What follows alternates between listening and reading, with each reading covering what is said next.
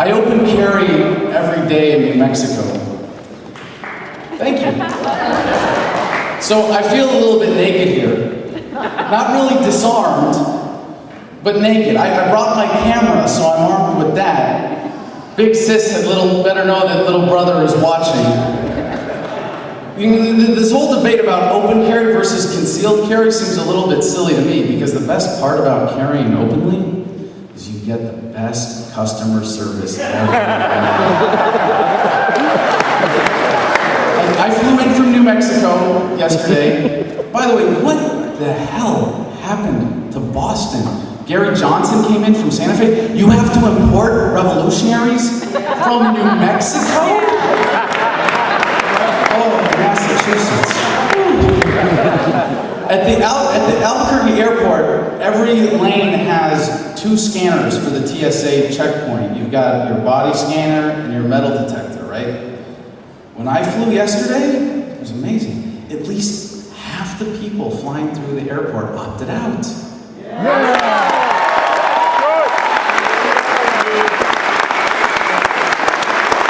I suppose by now we all know the scam that is the Kabuki theater of airport security. And we understand that people are profiting from the sale of the completely useless body scanners. I happened to be flying on opt-out day, and I was wearing a shirt that I made just for the occasion that said, "The terrorists are winning." We got on the front page of the Albuquerque Journal, but for telling us that our efforts of resistance failed, the mainstream media right there in the harbor. And what they're telling us now about terrorism, and I can tell you firsthand, I was on the front lines in the global war on terror, right? Fallujah, 2004, I mean, come on, it doesn't get any more front lines than that. But I'll tell you what, I believe in terrorism the same way that I believe in Santa Claus. Yeah!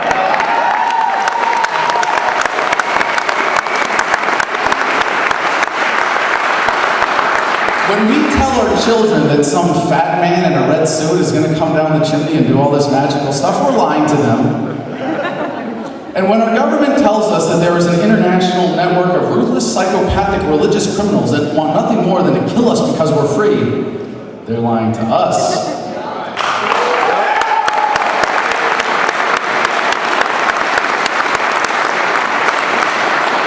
But I'm sure you've all seen the headlines lately of all these scary plots that the FBI has foiled. Because just like with Santa Claus, there's always that fat guy at the mall you can go get your picture taken with, right? And what I realized after National Opt-Out Day was that compared to what we have been led to believe, is that there really is no terrorist threat. Okay, so there may be a few deranged anti-American people out there, miscreants who really want to kill us, sure. But there is not a single competent terrorist in the world who wants to blow up a plane worse than thousands of prisoners in this country want to get high. Think about it for a second. You can fit enough explosives to blow up an airplane in a body cavity, and thanks to the drug war, American prisoners have been perfecting the technique for years. And for all the temptation of 72 virgins, there is not a single terrorist in the world who is willing to take the explosive enema to heaven. And the body scanners would never pick it up. Not a single terrorist in the world who wants to martyr themselves by blowing up an airplane. It's just too easy. And the only logical conclusion is that there is no terrorist threat.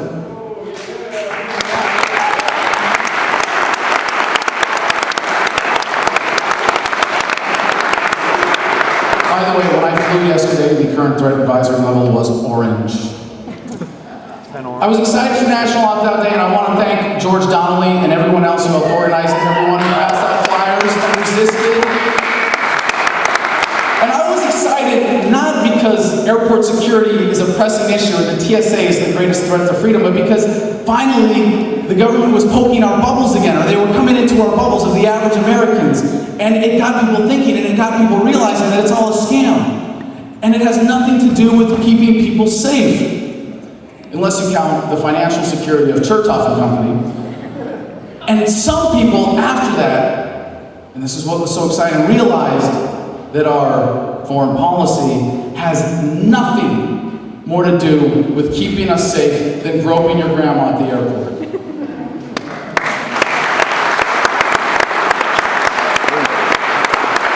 When I was in Iraq, I didn't see any terrorists.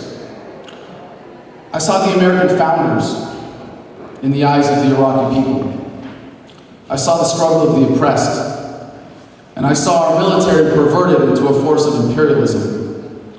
We have become the redcoats.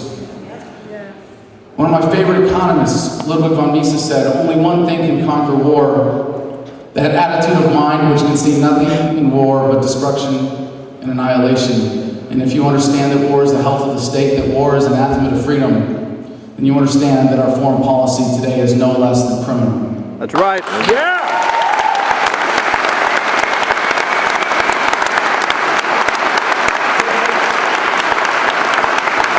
You guys gotta cut that off. I've only got like 5 minutes left here. There are a lot of veterans here today, as there are at so many events like this, and I'm not gonna ask you to stand up or be recognized, but we are the ones who swore an oath with our lives to support and defend the Constitution of the United States of America, and have found out the hard way that the greatest enemies of the Constitution are not to be found in some far-off land, but rather right here at home. And the enemies are not just in Washington. We have seen the enemy, and the enemy is us. Because while we were fighting for our freedoms abroad, this nation of fat, lazy cowards kept pissing them away here at home. You want to honor my service? Help us do something about it. I'm really getting sick of having smoke blown up my ass every day by people who think that thanking a veteran excuses them for being sorry excuses for Americans. And if I can throw every last yellow ribbon,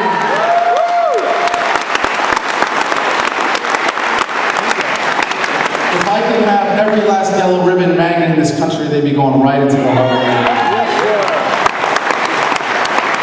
And I know that right here in this hall, we have a group of people who have done more for freedom in America than all the troops in Iraq and Afghanistan put together. So for all of you who donated to the Ron Paul presidential campaign, for all of you who worked so hard and had to kiss a little neocon ass, for all of you who spent countless hours in the trenches of the electoral system, for all of you who knocked on doors and talked to strangers, who waved signs, who threw snowballs, for all of you who made YouTube videos, for all you spammers in your parents' basements, for all of you who were so full of hot air we launched a blimp, for all of you who wrote letters to the editor and registered to Republicans and rode your bike across the country, started that website and did that graphic and wrote that song, thank you for your service.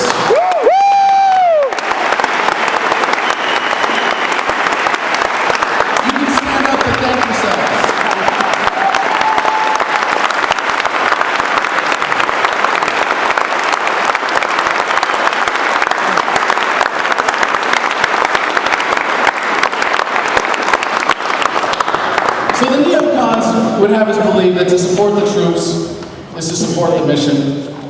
But those of us who are paying attention know better.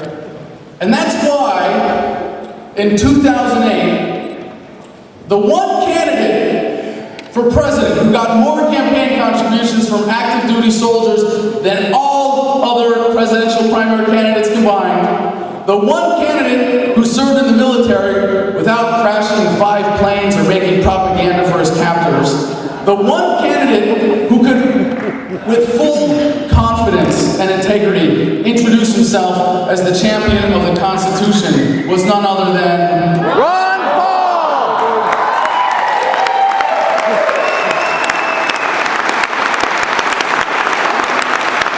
And that thing about active duty soldiers, that happened spontaneously. This time, we're ready for it. We're organizing. And I'm very happy today to be the first ever to stand before a crowd representing Veterans for Ron Paul 2012.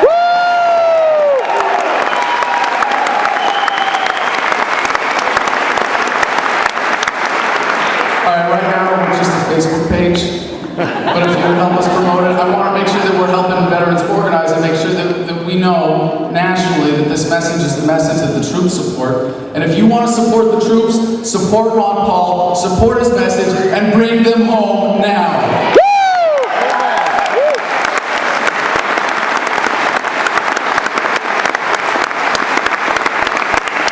We're selling buttons. They're really cool if anybody wants one. I did the graphics myself. By the way, I also have Facebook pages set up. They're not really launched yet, but Veterans for Garrett Johnson 2012 and Veterans for Judge Napolitano 2012. Just in case. Wouldn't that be something Ron Paul with that money they signed during the Republican presidential debates?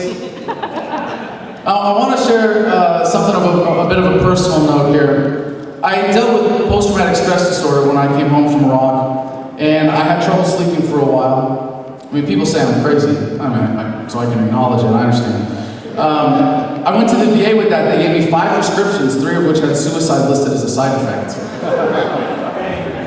Do you know that we've lost more veterans to suicide than combat since 9/11? If you can know that and not understand that something is fundamentally wrong with our foreign policy, something is fundamentally wrong with your soul. And it didn't take me long to figure out that smoking pot was a lot better for me than taking all those pills.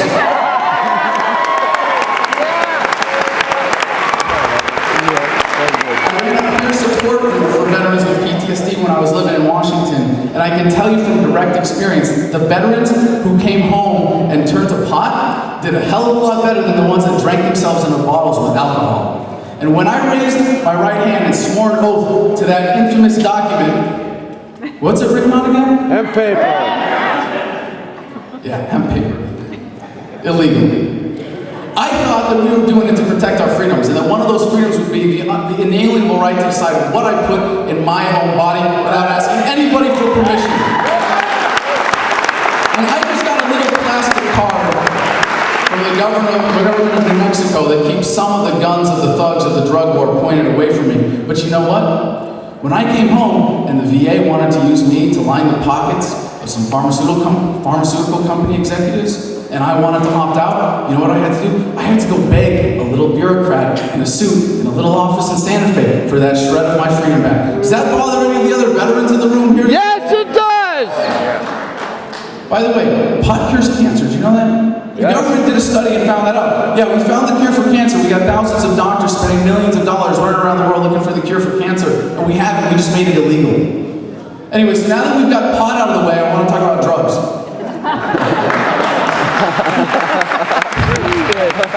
There was a reason that some drugs are legal and some are illegal. Caffeine, nicotine, alcohol. These are slave drugs. Work hard, die young, and forget that you're being screwed. That's why pot's illegal.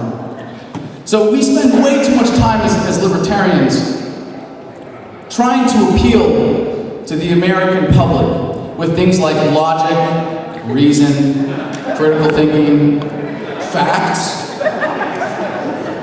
I mean, these are things that have been beaten out of the American people by the public government-run indoctrination system for decades. It's not going to work. But what's the point of being libertarian if it doesn't make your life better? We get to live like government doesn't exist.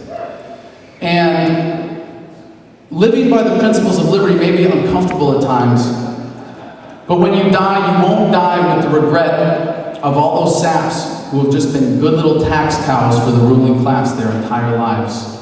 And for me so far, I gotta say, it's been pretty sweet in the present too. I'm not a wage slave. I live by my own rules. I get to smoke all the pot I want. I open carry everywhere I go. It's not at the same time. I have a radio show, Adam versus the Man on AM 1550 KIVA. More empowering talk radio.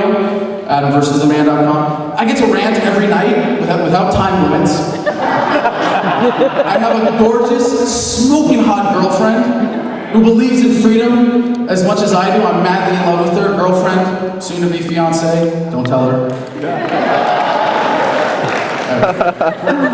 There's an old Chinese proverb that says, "May you be blessed to live in interesting times." I'd like to update that, begging permission from the Chinese, of course, which is appropriate since they practically own us now. May you be blessed to be a libertarian living in neo-revolutionary America. And today, sharing this hall and this historic occasion with all of you, I feel truly blessed to be a libertarian. Thank you very much.